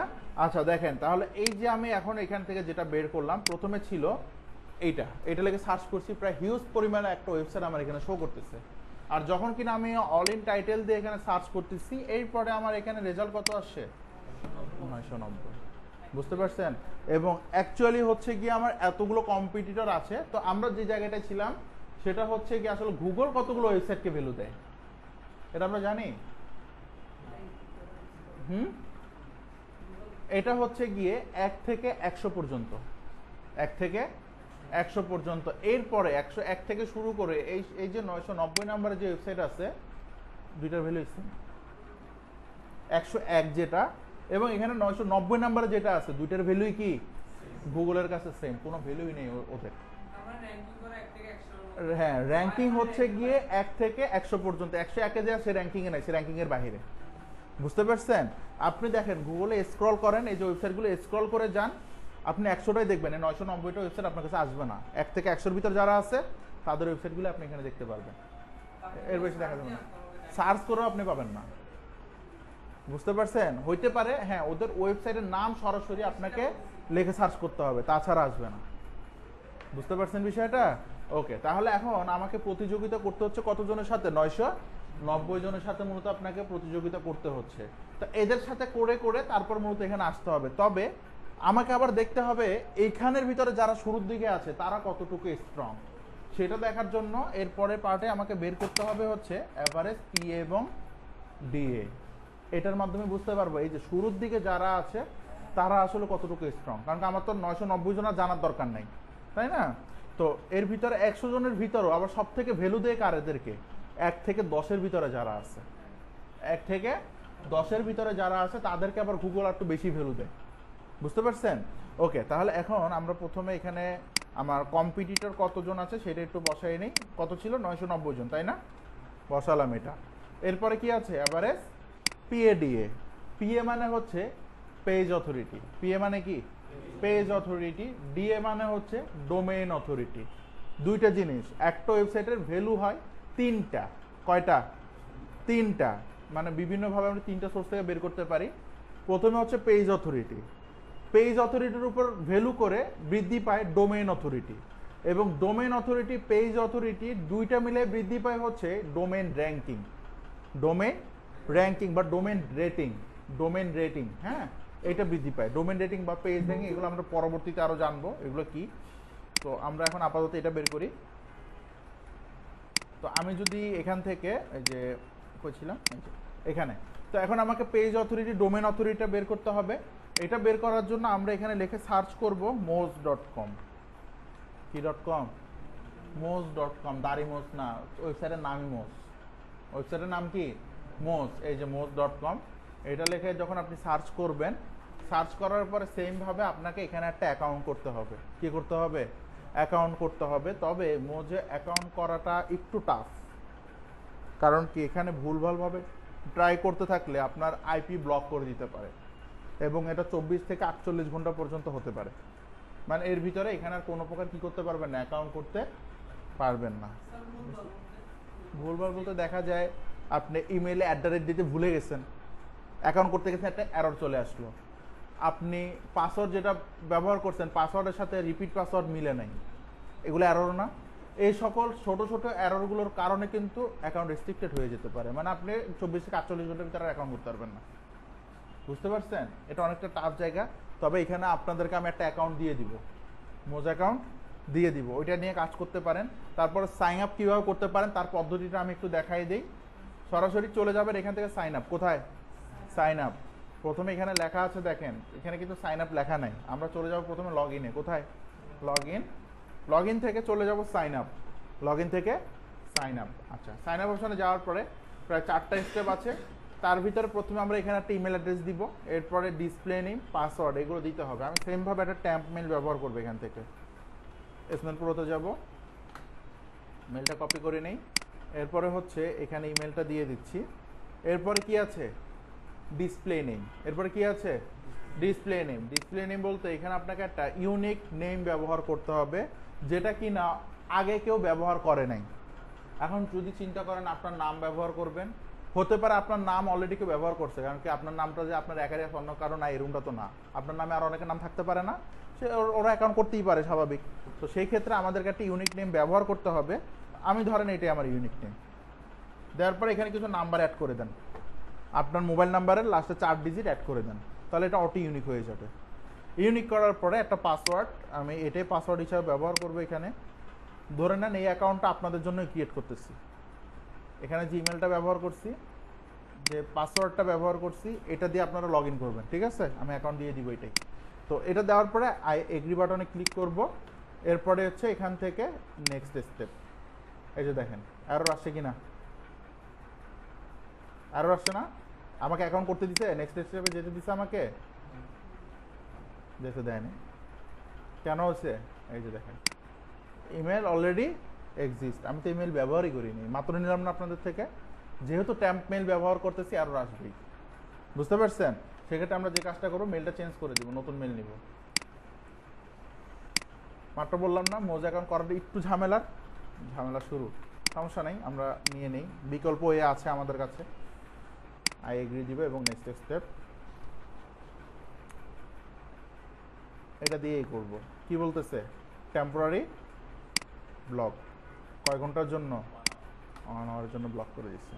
এখন আমরা যে কাজটা করবো, আবার সেই ভিপিএন, আবার কি ভিপিএন, হ্যাঁ ভিপিএন এর সাথে লেগে থাকতে হবে যতদিন।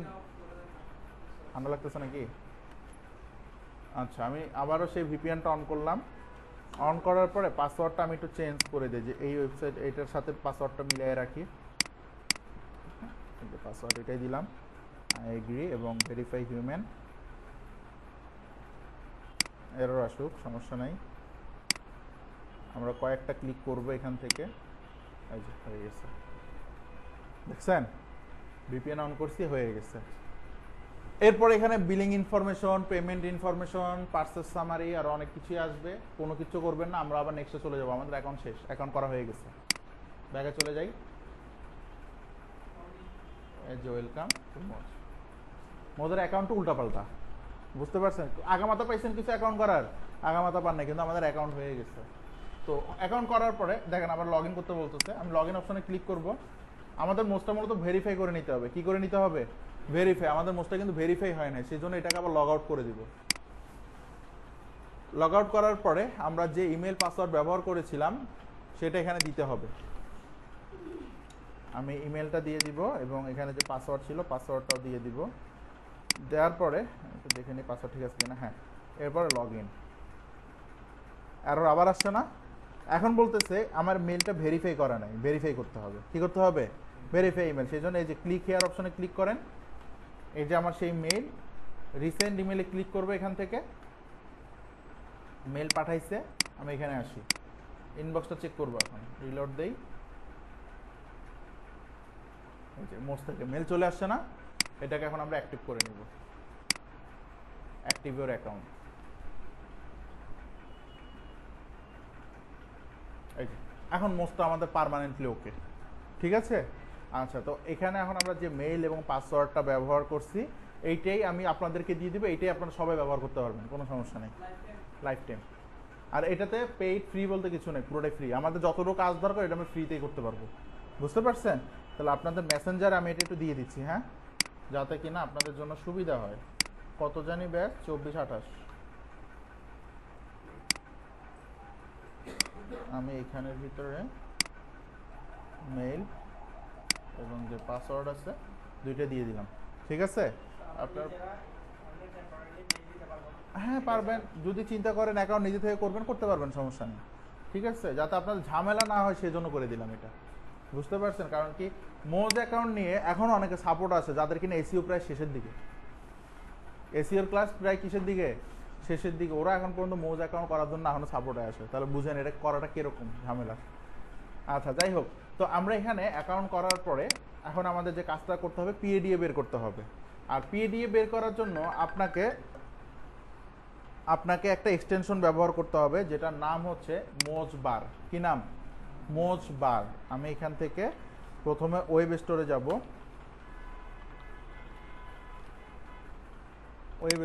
ওয়েব স্টোরে যাওয়ার পরে এখান থেকে ক্রোম ওয়েব স্টোর নামে যে অপশনটা আছে এটাতে যাব। আর এখান থেকে এখন ভিপিএনটা অফ করে দেন, ভিপিএনের দরকার নাই, স্টপ। আচ্ছা এখন এখানে লিখে সার্চ করেন মোজবার, ওকে।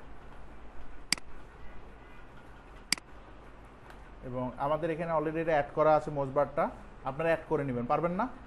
এখন অ্যাড করা আহামরি কিছু না, অলরেডি একটা অ্যাড করে দেখাইছি কীভাবে অ্যাড করতে হয়। অ্যাড করার পরে আমরা এখান থেকে চলে যাব হচ্ছে আবার এই অপশনে চলে আসব, এবং এই যে মোজবার যখন আপনারা অ্যাড করবেন সেক্ষেত্রে এটা এরকম দেখাবে, ঠিক আছে? আপনারা যখন এটা এখান থেকে অন করবেন, এই যে উপরে একটা বার ওপেন হয়েছে, দেখতে পাচ্ছেন? বার ওপেন হয়েছে না? এবং এখন এই ওয়েবসাইটগুলোর পিএডিএ গুলো শো করা শুরু করছে, এই যে দেখেন পিএ, এই যে ডিএ চলে আসছে না? প্রতিটা ওয়েবসাইটের এখন পিএডিএ গুলো এইভাবে আপনি দেখতে পাবেন। তো দেখেন উপরে দুটো ওয়েবসাইটের পিএডিএ শো করতেছে, এর মানে কি এদের পিএডিএ নাই? পেজ অথরিটি, ডোমেইন অথরিটি নাই? আছে। কিছু কিছু ক্ষেত্রে গুগল এরকম ঝামেলা করতে পারে, সেক্ষেত্রে আপনারা সরাসরি ওয়েবসাইটের ভিতরে চলে যাবেন। ওয়েবসাইটের ভিতরে আসলে এই যে উপরের দিকে শো করবে, এটারও সেম উপরের দিকে চলে আসবে, দেখতে পাচ্ছেন? তাহলে এরকম করে আমরা পিএডিএ এগুলো নিব। এখন আর একটু বিস্তারিতভাবে বলি পিএ জিনিসটা কি, মানে পেজ অথরিটিটা কি আর ডোমেইন অথরিটিটা কি। পেজ অথরিটি বলতে এই যে একটা পেজ না, এটা কিন্তু একটা পেজ, ওয়েবসাইটের পেজ, এই পেজটার ভ্যালু কেমন সেটাকে বলা হচ্ছে পেজ অথরিটি। আর ডোমেইন অথরিটিটা হচ্ছে, দেখেন একটা ওয়েবসাইটের ভিতরে কি একটা পেজ থাকে? কয়েকশো, কয়েক হাজার, কয়েক লাখ পর্যন্ত পেজ থাকতে পারে না? সকল পেজের অ্যাভারেজ করে যেটা হবে ওইটাই হচ্ছে আপনার ডোমেইন অথরিটি। পেজ অথরিটি প্রতি পেজ অনুযায়ী চেঞ্জ হবে, কিন্তু ডোমেইন অথরিটি সেম থাকে। যেমন দেখেন এটার পেজ অথরিটি কত? 39, তাই না? আচ্ছা আমি এখান থেকে অন্য একটাতে যাচ্ছি, যেমন এটাতে যাচ্ছি, কত আছে? 36। ডোমেইন অথরিটি কত আছে? 40। আগেরটাতে যাই, ডোমেইন অথরিটি কত আছে? 40 আছে। ডোমেইন অথরিটি চেঞ্জ হয়েছে? হয় না, কিন্তু পেজ অথরিটি চেঞ্জ হয়েছে। এখন সকল কিছুর অ্যাভারেজ করে হচ্ছে ডোমেইন অথরিটি যেটা বললাম, আর পেজ অথরিটি হচ্ছে প্রতিটা পেজের যে ভ্যালুটা আছে সেটা পেজ অথরিটি। বিষয়টা কেমন ক্লিয়ার হয়েছে আপনাদের? আচ্ছা এখন আসেন, আমাকে যে কাজটা করতে বলছে সেটা হচ্ছে আমার অ্যাভারেজ পিএডিএ গুলো বের করতে বলতেছে, অ্যাভারেজ পিএডিএ গুলো বের করতে বলতেছে। এর মানে হচ্ছে আমার যে কাজটা করতে হবে, গুগলে আমরা যেটা বলেছি যে ভ্যালুতে কয়টাকে? প্রথম 10টাকে, তাই না? টোটাল ভ্যালুতে 100টা, তার ভিতর থেকে আবার অ্যাডভান্স সামনের দিকে থাকে, আগে থাকে কোনটা? প্রথম যে 10টা থাকবে সেই 10টা। আমরা যে কাজ করব, প্রথম দিকের যে 10টা আছে এই 10টা ওয়েবসাইটের পেজ অথরিটি কতগুলো আছে এগুলো যোগ করব, যোগ করে আবার 10 দিয়ে কী করব? ভাগ করব। ভাগ করে যেটা আসবে এটাই হচ্ছে আপনার অ্যাভারেজ পিএ। সেমভাবে ডিএটাও করতে হবে। আসেন আমরা একটু ক্যালকুলেট করি। আমরা এখানে ক্যালকুলেটর যাওয়ার পরে প্রথমটাতে যদি যাই, এটাতে পেজ অথরিটি কত আছে? 48 যোগ তারপরেরটাই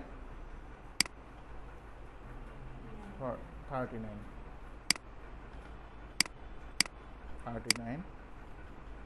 এরপরে আমরা নিচের দিকে আসি, এটাতে কত আছে? 34। এরপরে 39। কয়টা হয়েছে টোটাল? 4টা, তাই না? এরপরে কত আছে? 48। তারপরে যদি দেখি 43, তারপরে 48, এরপরে 30 কয়টা হয়েছে টোটাল? টোটাল কত হয়েছে আমি এখানে বলতেছি 2টা 3টা 4টা 5টা 6টা 7 8 8টা হয়েছে। স্যার আমরা এভারেজ 10টা দেখে এভারেজ নিচ থেকে একটা এভারেজ দিতে পারি না নিচ থেকে অ্যাভারেজ কিভাবে দিবেন? আপনাকে এখান থেকে যেটা আছে এটাই বের করতে হবে, সেম টু সেম। এতে এখনই কপি চুরি করার ধান্দা চলে আসছে মাথায়, এটা করা যাবে না। হ্যাঁ আচ্ছা, এরপরে আমরা আরও দেখি 33 ধরেন, আমি আরও কয়টা ধরে নিলাম, এরপরে একটা ধরেন 20, এরকম করে সিরিয়াল করে নেবেন। তাহলে টোটাল কত হচ্ছে? 382। আমি এখন এখান থেকে 10 দিয়ে আবার ভাগ করব। এই যে এটাই হচ্ছে আপনার অ্যাভারেজ, বুঝতে পারছেন? এইটাই আমরা এখান থেকে কপি করে নিয়ে এখানে পেস্ট করে দিব। সেমভাবে ডোমেন অথরিটিটাও এরকম যোগ করতে হবে। কি বুঝেন নাই? কিছু নাই, কি বললাম আমি? পিএ মানে কি বলেন? পেজ অথরিটি, তাই না? আপনি বলেন কি পে মানে কি? Page authority. আচ্ছা, পেজ কোনগুলোকে বলে? ওয়েবসাইট। আমরা সেম ভাবে ডোমেন অথরিটি যেটা আছে এটাও প্রথম 10টা পেজ নিয়ে নিব, নিয়ে যোগ করে যত হবে তার সাথে আবার 10 দিয়ে কি করব? ভাগ করব। যেটা আসবে ওইটাই হচ্ছে আপনার অ্যাভারেজ ডোমেন অথরিটি। বের করতে পারবো ডোমেন অথরিটি এরকম করে? আচ্ছা, তাহলে আমি ধরে নিলাম এখানে আছে 40। কত আছে? 40 আছে। এখন আপনারা এরকম ধরে নিয়ে বসাই দিয়েন নাকি? না, এরকম করা যাবে না। ওইরকম যদি করেন সেক্ষেত্রে এটা আসলে সম্পূর্ণ রিসার্চ হবে না, বুঝতে পারছেন? আপনি না হয়তো হিসাবে এখানে গন্ডগোল করলেন, কিন্তু রিয়েল টাইমে কাজ করতে গেলে। এখন আমি যদি বলি যে অ্যাভারেজ আমাদের চেষ্টা করতে হবে আমাদের কম্পিটিটরের পিএডি যাতে 30-র ভিতরে থাকে। কতর ভিতরে? 30-র ভিতরে। এখন আপনার নিজের মনকে খুশি করার জন্য আপনি এখানে 20 বসাই দিলেন, আসলে কি 20 লাভ হবে? কোনো লাভ হবে না। তো সেই জন্য একুরেটটাই বের করা ট্রাই করতে হবে, বুঝতে পারছেন? ওইটা বের করব। এই যে আমরা এতটুকু বের করার মাধ্যমে এখন বুঝতে পারতেছি যে আমার কিওয়ার্ডটা রিসার্চ করা কমপ্লিট হয়েছে এবং এই কিওয়ার্ডটা নিয়ে আমি কাজ করতে পারবো কিনা। এখন আপনারা বলেন তো কি মনে হয়? আমরা যে ক্রাইটেরিয়া বলছি ক্রাইটেরিয়ার সাথে এটা মিল আছে? মিল নাই, মানে এই কিওয়ার্ড নিয়ে কাজ করা যাবে না, আমাকে নতুন একটা কিওয়ার্ড নিয়ে কাজ করতে হবে। এটাই হচ্ছে সেই কিওয়ার্ড রিসার্চ। যেমন প্রথমে আমরা বলেছিলাম সিপিসি যাতে কত ডলারের উপরে হয়? $2 উপরে হয়। আচ্ছা, ওইটা হয় নাই। কত আছে? 0.75। আচ্ছা, এরপরে আমরা বলেছি কি অ্যাডভার্টাইজার যাতে মিডিয়াম অথবা কি হয় হাই, আমরা চেষ্টা করব হাই রাখার। হাই যদি না হয় সেক্ষেত্রে আমরা মিডিয়ামে চেষ্টা করব, হ্যাঁ, কিন্তু লো নেওয়া যাবে না। তবে আমাদের এখানে কি আসছে? লো আসছে। আচ্ছা, এরপর আমরা র্যাঙ্কিং ডিফিকাল্টি বলেছি কিওয়ার্ড রিভিলার থেকে নিলে 40-এর ভিতরে যেটা থাকে সেই জিনিসটা আমাদেরকে খেয়াল রাখতে হবে। কত আছে? 43, মানে 3 বেশি আছে। এরপরে আমরা বলছি যে এভারেজ পিএডিএ 30-র ভিতরে রাখার। কতর ভিতরে? 30-র ভিতরে। বেশি আছে না? এটাও হবে না। এই জিনিসগুলো ঠিক করতে হবে। এরপরে আসেন অ্যাকচুয়াল কম্পিটিটর। তাহলে অ্যাকচুয়াল কম্পিটিটর আসলে কত হলে ভালো হয়? 1 থেকে 100 এরকম বললে হবে না। 1 থেকে 100 থাকলে তো ভালো, কিন্তু সবসময় 1 থেকে 100 পাবেন? পাবো না। তবে আমাদেরকে চেষ্টা করতে হবে। হ্যাঁ, অনেক সময় অ্যাকচুয়াল কম্পিটিটর 0 আসতে পারে। কি আসবে? 0 আসবে। তাহলে আমরা এটা নিব নাকি নিব না? কি মনে হয়? নিব। কারণ যেটা 0 মানে আমার কোনো কম্পিটিটরই নেই, ওই কিওয়ার্ড র্যাঙ্ক করা আমার জন্য আরো ইজি না? হ্যাঁ। আচ্ছা, কিওয়ার্ড অনুযায়ী যখন কিনা কোনো ক্লায়েন্ট আমাকে বলবে এই কিওয়ার্ডটা র্যাঙ্কে নেওয়ার জন্য, কোথায় নেওয়ার জন্য? র্যাঙ্কে। সবার প্রথম আমার কাজ হবে দেখতে হবে আমার কম্পিটিটর কতগুলো আছে। কম্পিটিটর কতগুলো আছে সবার প্রথম আমাকে ওইটা বের করতে হবে। কম্পিটিটরের উপর ভিত্তি করে আমি ওকে বলতে পারবো আমার আসলে কিওয়ার্ডটা র্যাঙ্ক করতে কত সময় লাগতে পারে। এমনও হতে পারে কোনো কিওয়ার্ড নিয়ে কাজ করলে আজকে কাজ করছেন, 2 দিন পরে সেই কিওয়ার্ড সরাসরি গুগলে র্যাঙ্কে চলে যাবে। কিছু কিওয়ার্ড আছে যেটা র্যাঙ্কে নিতে আপনার 10 থেকে 15 দিন 20 দিন সময় লাগতে পারে। কোনো কিওয়ার্ড র্যাঙ্কে নিতে 1 মাস 2 মাস সময়ও লাগতে পারে। সেটা কিসের উপর ভিত্তি করে আমরা বলবো? এই যে অ্যাকচুয়াল কম্পিটিটরের উপরে ভিত্তি করে, বুঝতে পারছেন? যে কম্পিটিটর দেখতেছেন আপনার 100-র ভিতরে আছে, র্যাঙ্কিং ডিফিকাল্টি কম আছে, সেই কিওয়ার্ডগুলো খুব অনায়াসে র্যাঙ্কে চলে যায়, আহামরি কোনো কষ্টই হয় না, বুঝতে পারছেন?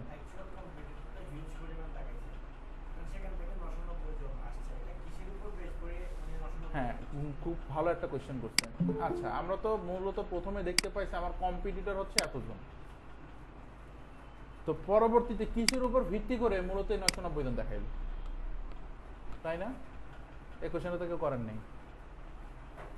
এইটা দেখায় হচ্ছে কয়েকটা বিষয়ের উপর ভিত্তি করে। তার প্রথমে হচ্ছে টাইটেল। কি আছে? টাইটেল। এই যে এটাকে মূলত টাইটেল বলা হয়। কি বলা হয়?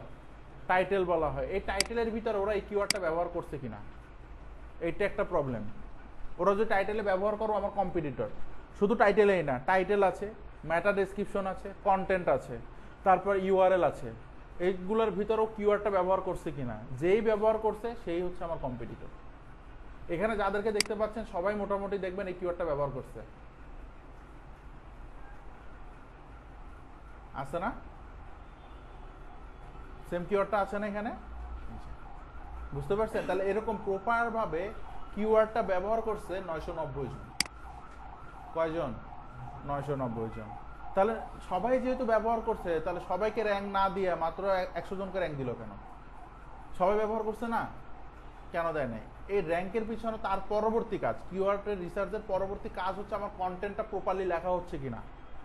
কিওয়ার্ড র্যাঙ্ক করার ভিতরে আরো যেসব কাজগুলো থাকতে পারে, আমার কিওয়ার্ডের ভিতর কন্টেন্টটা আমি প্রপারলি লিখতেছি কিনা, কন্টেন্টের ভিতর কোনো গ্রামারলি মিস্টেক আছে কিনা, কন্টেন্টটাকে আমি প্রপারলি এসইও করছি কিনা, এরকম রিলেটেড আরো বেশ অনেকগুলো বিষয় থাকে যেগুলো কিনা আমরা সামনের ক্লাসে বুঝবো। আজকে শুধু যেহেতু কিওয়ার্ড রিসার্চ করতেছি, কিওয়ার্ড রিসার্চেই থাকি। হ্যাঁ, নেক্সট ক্লাসগুলোতে আমরা বুঝবো যে আসলে কিওয়ার্ড রিসার্চ করাটাই কি শেষ, নাকি এর পিছনে আরো অনেকগুলো কাজ থাকে, সেগুলো আমরা সামনের ক্লাসগুলোতে গেলে আস্তে আস্তে বুঝবো। এখন দেখেন আমি আজকে যতটুকু দেখাইছি এতটুকুর ভিতরে কোনো কোশ্চেন আছে কিনা। আচ্ছা, এরপরে আরো 3টা পার্ট বাকি আছে। এগুলো হচ্ছে নিজের জন্য, যদি আপনি নিজে মূলত আর্নিং করতে চান গুগল অ্যাডসেন্স থেকে, সেই ক্ষেত্রে লাগতে পারে। তার ভিতরে একটা হচ্ছে সিটিআর। সিটিআর মানে হচ্ছে click through rate. Click through rate মানে হচ্ছে কোনো ব্যক্তি যখন কোনো একটা অ্যাডে ক্লিক করবে, গুগল এত % কমিশন কেটে নিবে, মানে এই ডলারটা কেটে নিবে, তাহলে এখান থেকে আমাকে কত % দিচ্ছে সেটা দেখতে হবে। তাহলে এটা আমরা আনুমানিক এখন আপাতত 10 থেকে 20% ভিতরে ধরে নিব। 10 থেকে 20% এটা আনুমানিক। এটা কিন্তু একুরেটটা আমরা দেখতে পারবো, এটা আরো পরে গুগল সার্চ কনসোলের ক্লাস আছে টেকনিক্যাল এসইও, সেই ক্লাসে গেলে আমরা বুঝতে পারবো আসলে আমার কত টাকা ইনকাম হচ্ছে বা কত % কমিশন আমি পাচ্ছি। তাহলে এখন যেটা বললাম আপনারা 10 থেকে 20% ভিতরে ধরে নেবেন। আমি ধরে নিলাম 15%। কত পার্সেন্ট? 15%। এরপরে হচ্ছে মাই এক্সপেক্টেড ভিজিটর। দেখেন প্রতি মাসে এই কিওয়ার্ডটা লিখে সার্চ করতেছে কতজন ব্যক্তি? সবাইকে আমার ওয়েবসাইট ভিজিট করবে না, আরো অনেক ওয়েবসাইট আছে না, সেই ওয়েবসাইটগুলোতে কি করতে পারে? ভিজিট করতে পারে। তাহলে এখন আমি ধরে নিলাম আমার ওয়েবসাইটে কত % ভিজিট করবে? 20%। কত পার্সেন্ট?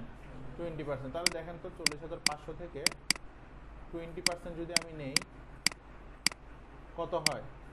8,100 জন। তাহলে দেখেন প্রতি মাসে গুগলে সার্চ করতেছে 40,500 জন, কিন্তু আমার ওয়েবসাইট ভিজিট করতেছে কত? 8,100 জন। আচ্ছা, এখন তাহলে আমার মাস শেষে এস্টিমেট আর্নিং কেমন হবে সেটা বের করব। এটা বের করার জন্য আমরা একটা ক্যালকুলেটর ব্যবহার করব, যেটার নাম হচ্ছে মিনি ওয়েব টুল গুগল অ্যাডসেন্স ক্যালকুলেটর। আমরা এটা কপি করে নিব, কপি করার পরে এখানে পেস্ট করে দিচ্ছি। দেওয়ার পরে প্রথমে কি আছে এখানে?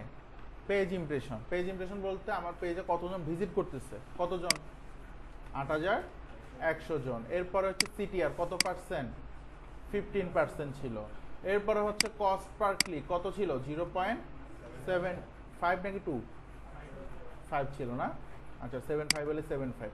ওকে, দেওয়ার পরে এই যে আর্নিং নামে যে অপশনটা আছে এখানে আমরা কোনো কিছু বসাবো না, আমরা সরাসরি এখান থেকে ক্যালকুলেট অপশনে ক্লিক করব। যখনই কিনা ক্যালকুলেট অপশনে ক্লিক করতেছি, এই যে দেখেন নিচে কি আসছে? আর্নিং। এটাই হচ্ছে আপনার কি দিন শেষে আর্নিং।